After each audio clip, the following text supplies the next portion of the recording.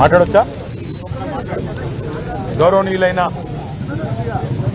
తెలంగాణ రాష్ట్ర గవర్నర్ గారిని ఈరోజు కలిసి ఈ రాష్ట్రాన్ని ఈరోజు మొత్తం కుదిపివేస్తున్న సింగరేణి బొగ్గు గనుల కుంభకోణం విషయంలో సవివరమైన నివేదిక, సవివరమైన విజ్ఞాపన పత్రం మా పార్టీ తరపున గౌరవ శాసన మండలి సభ్యులు, పార్లమెంట్ సభ్యులు, శాసనసభ్యుల బృందం, మా సీనియర్ నాయకుల బృందం అందరం కూడా కలిసి వారికి ఒక వివరమైన విజ్ఞాపన పత్రాన్ని రాష్ట్రంలో జరుగుతున్న అవినీతి, ముఖ్యంగా సింగరేణిలో జరుగుతున్న దోపిడీ విషయంలో వారికి అందజేయడం జరిగింది. సింగరేణిలో అవినీతి జరుగుతున్నదని ఆధారాలతో సహా మా శాసనసభ పక్ష ఉపనాయకులు, మాజీ మంత్రి పెద్దలు హరీష్ రావు గారు పత్రికా సమావేశం పెట్టి ఆధారాలతో సహా బయటపెట్టినప్పటి నుంచి కాంగ్రెస్ పార్టీలో వణుకు మొదలైంది. మీడియా కూడా మాకు సహకరించి ఈ కుంభకోణాన్ని పూర్తి స్థాయిలో బట్టబయలు చేసేసరికి పాలకుల గుండెల్లో రైళ్లు పరిగెడతా ఉన్నాయి. కేవలం మాట్లాడడమే కాదు, ఆధారాలతో సహా మరి ఈరోజు పూర్తి స్థాయిలో ఈ కుంభకోణాన్ని బట్టబయలు చేసినాం. సరిగా దాన్ని డైవర్ట్ చేయడానికి, ప్రజల అటెన్షన్ని దృష్టి మళ్లించడానికి విచారణ పేరిట ఇవాళ ఒకరి తర్వాత ఒకరిని పిలుస్తున్న విషయం కూడా మీకు తెలుసు. ఇవాళ సీఎం అంటే తెలంగాణలో చీఫ్ మినిస్టర్ కాదు, సీఎం అంటే కోల్ మాఫియాకి నాయకుడిగా ఇవాళ రాష్ట్ర ప్రజలు, ముఖ్యంగా సింగరేణి కార్మికులు భావించే పరిస్థితి వచ్చింది. ఇవాళ మీరు అర్థం చేసుకుంటే ఈ కుంభకోణాన్ని రాష్ట్ర ప్రజలు, ముఖ్యంగా సింగరేణి ప్రాంతంలో ఉండే మా కార్మిక సోదరులు కూడా అర్థం చేసుకుంటే చాలా స్పష్టంగా ఆధారాలతో సహా మేము బయటపెట్టిన తర్వాత, ముఖ్యంగా మేము లేవనెత్తిన కొన్ని ప్రశ్నల విషయంలో ఇప్పటి వరకు ప్రభుత్వం నుంచి ఒక్క సమాధానం కూడా రావడం లేదు. ఇక ఇట్లాంటి ముఖ్యమైన గంభీరమైన సమస్య విషయంలో స్పందించాల్సిన ముఖ్యమంత్రి గారేమో అప్పుడప్పుడు ఫుట్బాల్ ఆడుతున్నాడు సింగరేణితో, లేదా ఇవాళ విదేశాల్లో తిరుగుతూ ఏదో పాఠాలు నేర్చుకుంటున్నా అంటూ పోజులు కొడతా ఉన్నాడు. కానీ నేను వారికి గుర్తు చేస్తా ఉన్నా, ఏ వయసులో ముచ్చట ఆ వయసులో జరగాలి. చదువుకోవాల్సిన టైంలో చదువుకోక ఇప్పుడు చదువుకుంటానంటే ఏం వస్తుందో ఒకసారి వారు కూడా ఆలోచించుకోవాలి. మీరు 10 కోట్ల రూపాయల సింగరేణి నిధులు, సింగరేణి సంస్థకు సంబంధించిన నిధులు దుర్వినియోగం చేసి మీరు ఫుట్బాల్ ఆటకి, ఈ రాష్ట్ర ప్రజలతో మీరు ఎలాగో ఫుట్బాల్ ఆడుతున్నారు, కానీ సింగరేణి సంస్థతో కూడా ఫుట్బాల్ ఆడుతూ 10 కోట్ల రూపాయలు దుర్వినియోగం చేసి ఈరోజు ఆ సంస్థకి తీరని అన్యాయం చేసింది ఇవాళ రేవంత్ రెడ్డి గారు. ఒక్క స్కామ్ సంబంధించి ఇన్ని ఆధారాలు బయట పెడితే కూడా ఒక్క స్కామ్ సంబంధించి కూడా ఇప్పటివరకు పాలకుల వైపు నుంచి సమాధానం లేదు. మేము అడిగాం, స్పష్టంగా చెప్పాం, మళ్ళీ అడుగుతా ఉన్నాం. ఓబీ టెండర్ల విషయంలో, ఓవర్ బర్డెన్ టెండర్ల విషయంలో గతంలో ఎన్నడూ లేని సైట్ విజిట్ సర్టిఫికేషన్, అంటే మీరు సైట్ మీదకి రావాలి, అక్కడికి వచ్చినట్టు సర్టిఫికేట్ తీసుకోవాలి అనే నిబంధన పారదర్శకతకు పాతర వేసి ఎందుకు పెట్టినారు, గతంలో ఎన్నడూ లేని విధంగా ఇది ఎందుకు పెట్టారంటే ఇంతవరకు సమాధానం లేదు. భారతదేశంలో ఎక్కడ ఏ కోల్ గనిలో లేని, ఏ బొగ్గు గనిలో లేని నిబంధన ఇక్కడనే ఎందుకు పెట్టినారు అంటే ఇంతవరకు సమాధానం రాదు. అట్లాగే నిజంగానే 2018 నుంచి 2024 వరకు ఈ నిబంధన గనక కేంద్ర ప్రభుత్వం ఒకవేళ సిఫారసు చేస్తుంటే ఆ రోజున్న బీఆర్ఎస్ ప్రభుత్వం అమలు చేయలేదు. అన్ని టెండర్లను కూడా ట్రాన్స్పరెంట్ గా మేము పిలిచినాం. అందుకే ఆ రోజు అన్ని మైనస్ టెండర్లు వచ్చినాయి. ఎస్టిమేటెడ్ కాస్ట్ కంటే తక్కువ ఖర్చుకే సింగరేణికి డబ్బులు ఆదా చేస్తూ ఆ రోజు జరిగిన మాట వాస్తవమా కాదా? మరి ఆ రోజు ఆ టెండర్లలో లేని షరతు మీ ప్రభుత్వం వచ్చిన తర్వాత ఈ సైట్ విజిట్ సర్టిఫికేషన్ అనే విధానం ఎందుకు పెట్టారు, ఎవరికి లాభం చేయడానికి పెట్టారు అంటే ఇంతవరకు ప్రభుత్వంలోని బాధ్యులు ఏ ఒక్కరు కూడా సమాధానం చెప్పట్లేదు. 2025-26లో నిజానికి జనవరిలో ఒక టెండర్ చేశారు ఈ నిబంధన లేకుండా. జనవరిలో టెండర్ చేస్తారు, మళ్ళీ ఆ టెండర్ వెంటనే రద్దు చేశారు. టెండర్లో ఈ నిబంధన లేకుండా ఆ రోజు మీరు టెండర్ పిలిస్తే -7%, అంటే ఎస్టిమేట్ చేసిన దానికంటే 100 రూపాయలకి ఎస్టిమేట్ చేస్తే 93 రూపాయలకే పనిచేస్తామని కాంట్రాక్ట్ సంస్థలు ముందుకొచ్చినాయి.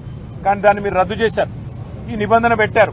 దానివల్ల ఏమైంది, తిరిగి మళ్ళీ టెండర్ అదే ప్లేస్లో పిలిస్తే +12 అంటే 100 రూపాయలకు అయ్యే పని 112 రూపాయలకు కావాలని చెప్పి మరి సంస్థలు వచ్చిన మాట వాస్తవమా కాదా మరి మీరు చెప్పాలని చెప్పి ప్రభుత్వాన్ని మేము డిమాండ్ చేస్తా ఉన్నాం.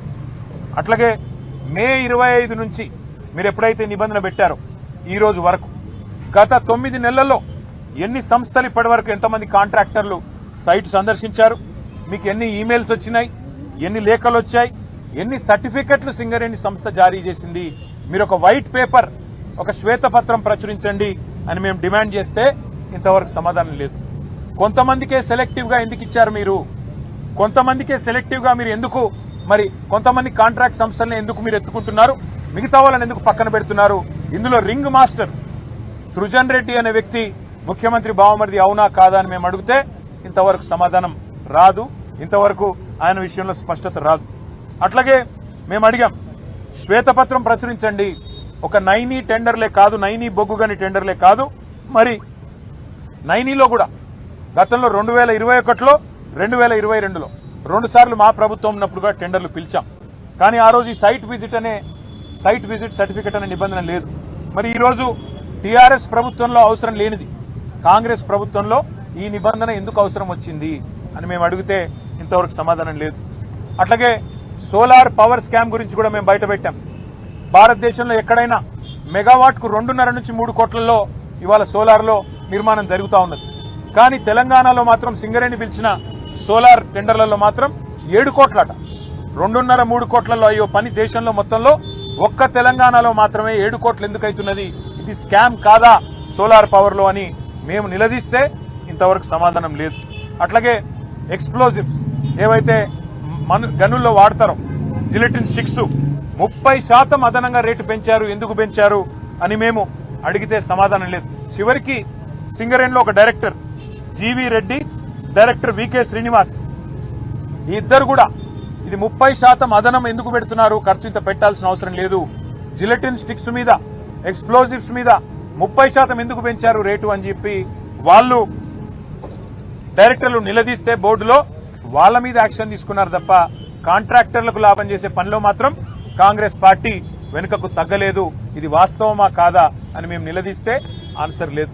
అన్ని విషయాలు ఇవాళ గవర్నర్ గారి దృష్టికి సవివరంగా మరి పెద్ద ఎత్తున మేము తెచ్చాము. బెదిరించి రింగు చేసి కాంట్రాక్టర్లను ఒక రింగు చేసి ఇవాళ ప్రజాధనాన్ని, ఇది ప్రజాధనం ఎందుకు అంటే సింగరేణి కాలరీస్ అనే సంస్థ 51% ఓనర్షిప్ తెలంగాణ ప్రభుత్వానిది, 49% ఓనర్షిప్ కేంద్ర ప్రభుత్వానిది. మరి ప్రభుత్వాలదన్నప్పుడు ప్రజలదే ఈ సొమ్ము మొత్తం, సింగరేణి కార్మికులదే ఈ సొమ్ము మొత్తం. అందుకే సింగరేణి కోల్ బెల్ట్ లో ఉండే మా కార్మిక సోదరులు ఆలోచన చేయాలా, వేల కోట్ల రూపాయలు ఏ రకంగా ఇవాళ ఈ ప్రభుత్వం కొల్లగొడుతున్నదో దీని మీద మరి మేము ఎన్నిసార్లు అడిగినా ఇప్పటికీ కూడా సమాధానం రావడం లేదు. వాస్తవం ఏంటి అంటే అన్నదమ్ములు దోచుకునే సరిపోవట్లేదంట రేవంత్ రెడ్డి గారికి. హిల్ట్ కుంభకోణం పేరు మీద హైదరాబాద్ లోని పారిశ్రామిక వాడల్లో భూములను కొల్లగొట్టడానికి 5 లక్షల కోట్ల విలువ చేసే 9,200 కోట్లు 9,200 ఎకరాల భూమిని కొల్లగొట్టేదానికి ప్రయత్నం చేస్తే మా పార్టీ బయటికి తీసుకొచ్చింది. అన్నదమ్ముల దోపిడిని అడ్డుకున్నది. కానీ రేవంత్ రెడ్డి గారు అన్నదమ్ముల దోపిడి సరిపోవట్లేదంట. ఇప్పుడు బావమరిది గారి కళ్ళల్లో ఆనందం కోసం సింగరేణిని ఆయనకు గుత్తకు రాసిచ్చిండు. తెలంగాణ కొంగు బంగారంగా భావించే సింగరేణిని కాంగ్రెస్ ముఖ్యమంత్రి రేవంత్ రెడ్డి పట్టపగలే కబిలిస్తా ఉన్నాడు.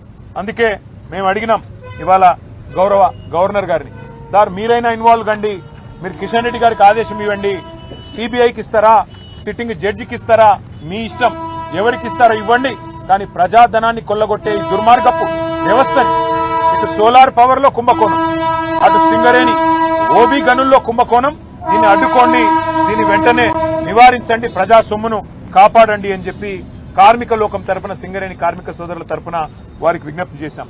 అన్నిటికీ మించి మీరు ఒకటి గమనిస్తే ఇవాళ ఒకరిద్దరు కాదు, మొత్తం క్యాబినెటే వాటాలు పంచుకునే క్రమంలో ఒకరితో పోటీ పడుతూ ఒకరు స్కాములు చేస్తున్నట్టుగా కనబడుతున్న విషయాన్ని కూడా గవర్నర్ గారికి వివరంగా చెప్పాం. కొత్తగా తెచ్చిన కండిషన్లు, ఈ కండిషన్లు తమ అస్మదీయుల కోసం, తమకు కావలసిన వాళ్ల కోసం ఏ రకంగా పెట్టడం వల్ల ప్రజాధనం దుర్వినియోగమవుతున్నది, సింగరేణి పొట్ట కొడుతున్నది ఈ ప్రభుత్వం, ఇవన్నీ వివరంగా ఆధారాలతో సహా మేము ఇవ్వడానికి సిద్ధంగా ఉన్నాం. మీరు దయచేసి సిబిఐ ఎంక్వైరీ చేయిస్తారా, సిట్టింగ్ జడ్జి ఎంక్వైరీ చేయిస్తారా, కేంద్ర ప్రభుత్వానికి మీరు వెంటనే నివేదిస్తారా లేదా రాష్ట్ర ప్రభుత్వాన్ని మందలిస్తారా మీ నిర్ణయం సార్. కానీ తప్పకుండా మీరు ఈ విషయంలో జోక్యం చేసుకోండి. తప్పకుండా రాష్ట్ర ప్రజల సంపద అయిన సింగరేణిని కాంగ్రెస్ కొల్లగొట్టకుండా కాపాడండి అని చెప్పి చాలా వివరంగా అన్ని స్కామ్ల విషయంలో గవర్నర్ గారికి రిప్రజెంటేషన్ ఇచ్చాము. నేను పూర్తిగా అధ్యయనం చేస్తాను, తప్పకుండా న్యాయం చేసే ప్రయత్నం చేస్తాను అని గవర్నర్ గారు మాకు హామీ ఇచ్చారు.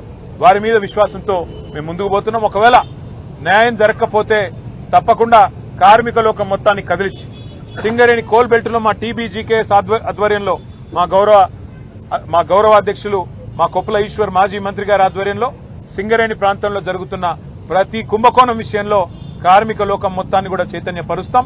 తప్పకుండా ఈ అంశాన్ని వదిలిపెట్టమని చెప్పి మీ అందరికీ కూడా తెలియజేస్తూ పత్రికా మిత్రులు కూడా సహకరిస్తున్నందుకు, ఈ కుంభకోణాలను బయటికి తీసుకొస్తున్నందుకు పత్రికలకు కూడా టీవీలకు కూడా ధన్యవాదాలు తెలియజేస్తా ఉన్నాం. జై హింద్. థాంక్యూ.